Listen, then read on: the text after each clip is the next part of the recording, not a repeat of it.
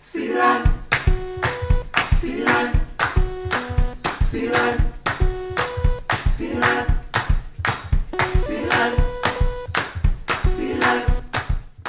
first started appraising casinos, I think back in, I'm trying to remember when the first one that I worked on was in the late 70s, I believe.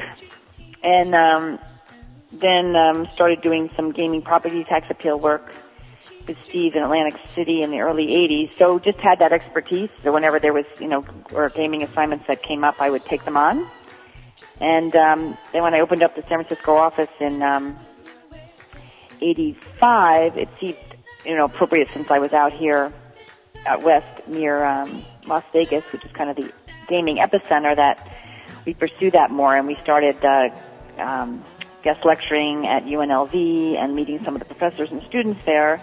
And so I started taking on interns and then associates that were being developed through UNLV. And then ultimately, I think I hired my first person from there full-time, I believe, in 1991. And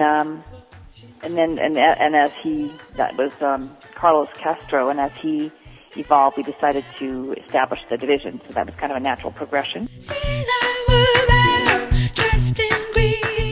I would probably say trying to balance work and a life outside of work, because it is kind of an all-consuming occupation, and developing divisions and running offices and maintaining high-quality work product and client relationships is more than a full-time job.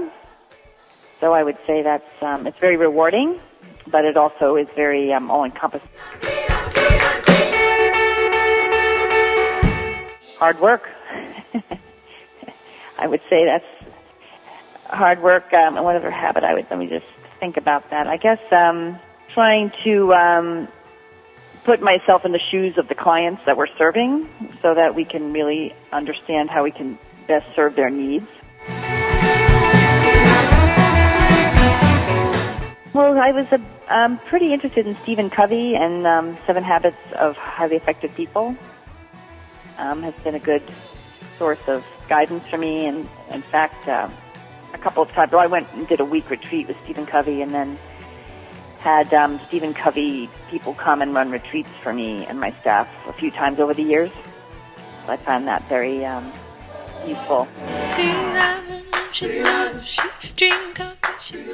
I'm returning client calls, and I am making calls to clients because we're surveying them about current business conditions, in addition to getting some reports out.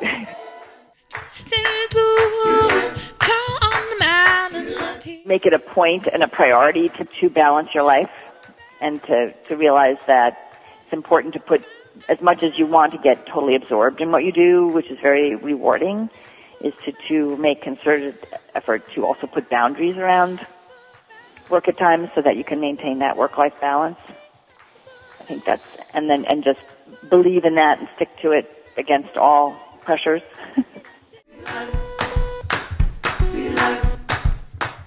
I think I'd be interested in borrowing Keith Ketchin's brain, because he operates in such a different kind of service.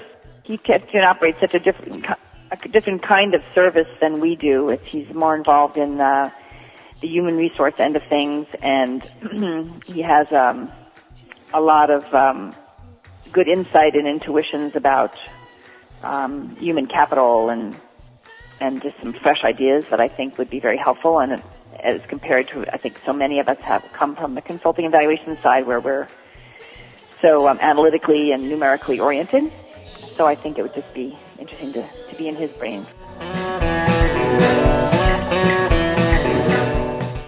From a sheer enjoyment perspective, perhaps like the Venetian in Las Vegas.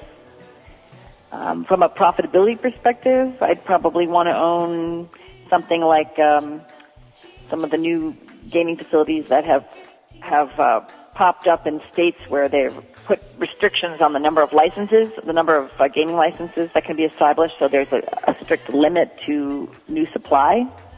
And those gaming facilities, which are oftentimes associated with racetracks, so they're called casinos, They draw from a local or regional market, and they're guaranteed there will be no additional supply. So it's like the perfect business opportunity because you're almost guaranteed to have a consistent cash flow and profits. Unlike something where in Las Vegas is vulnerable every day to new additions to supply in a very brutally competitive environment, and it's also subject to the whims of the national, international economies. I would say probably in the fall, because the fall is such a busy time of year. There's so much that gets done, and then we also have to fit in there, Halloween, Thanksgiving, and Christmas, and it's such a beautiful time of year. So I guess that's where I would insert it. I have to say it would be a Diet Coke. Sad as that sounds, that would probably be my favorite drink. See life.